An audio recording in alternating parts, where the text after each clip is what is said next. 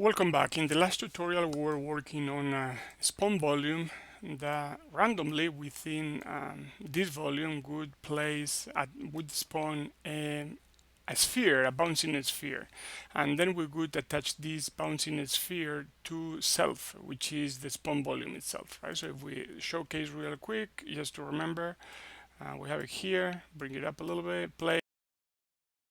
See that all of those spheres are spawning, and the parent of the spawned spheres, bouncing actors, is the spawn volume itself. Now, what we want to do, let's delete this real quick. What we're going to do is parent these elements that we're spawning to something else. So let's remove this reference to self, go here in the attach actor node, we right click and say promote to variable, and we call this variable, actually I already had the variable here from a previous test. Yes, well, let's delete it so I do everything from the beginning. Right click here, say promote to variable, and we call this variable parent target. Okay, immediately let's make this variable editable, so we're able to set the parent that we want to target to from the editor, right? I also added, real quick, I'm going to show you this what I call a merry-go-round actor. It's basically made out of a static mesh, which is the base cylinder and is the root component, and another cylinder which is a child of the base cylinder, which is the mast. It also has a rotating component. You see here on the details panel that just rotates around the z-axis by 30 degrees per second.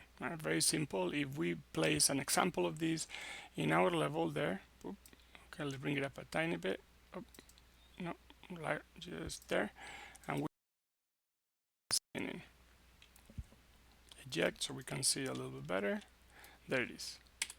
Okay, let's move it so it falls within, on top of the plane. Up, back. There it goes. Okay, so there we have it. So what we're going to do now is we are going to add a spawn volume, and the first thing we're going to do is going to scale it.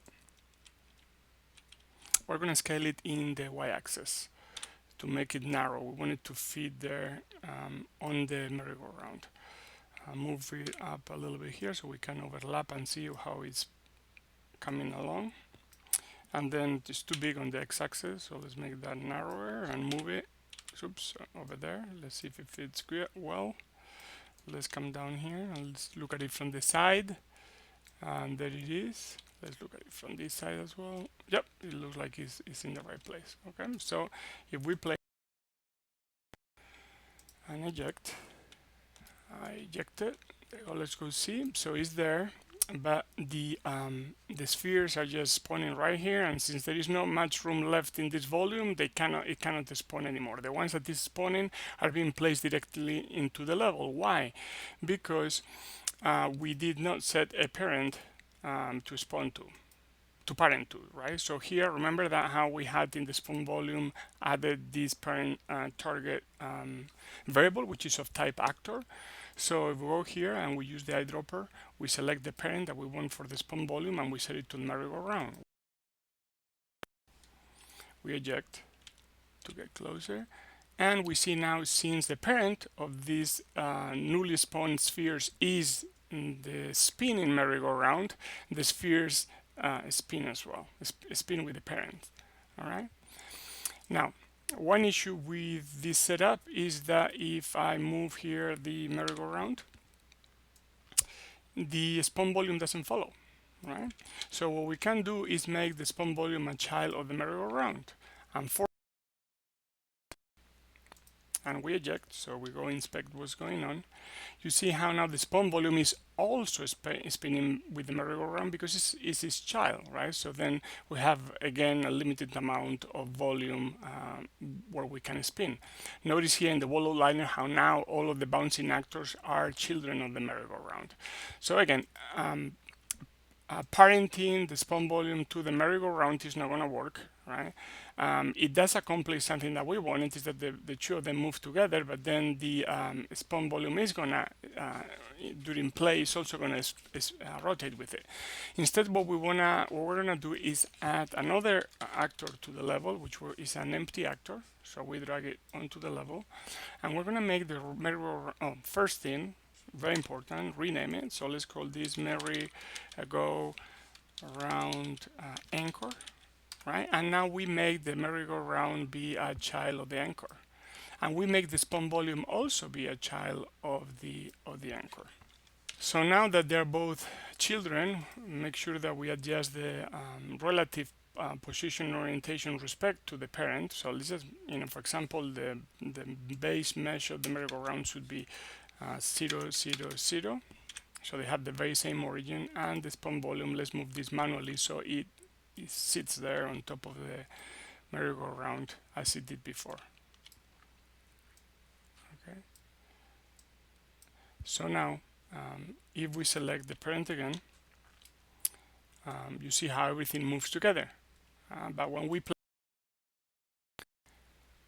the spawn volume, now it does not rotate with the spinning mesh, since it's not its child, is a child of the anchor.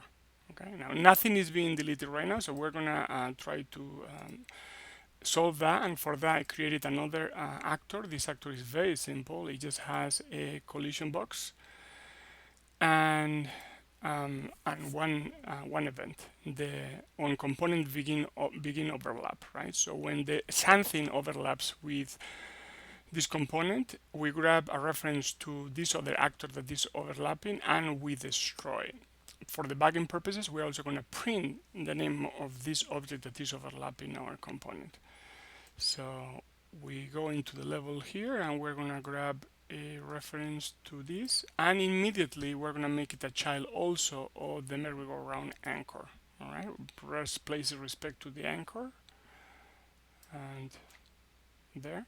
So now if we grab the anchor, which is the parent, everything moves with it, but neither the spawn volume nor the destroy box that we place here should,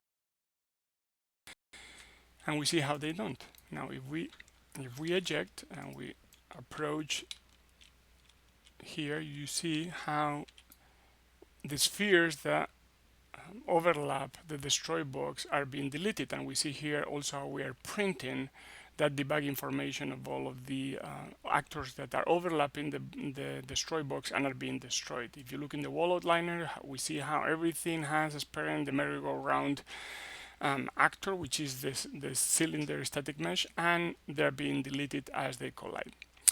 So that's it for this series of tutorials. Thank you.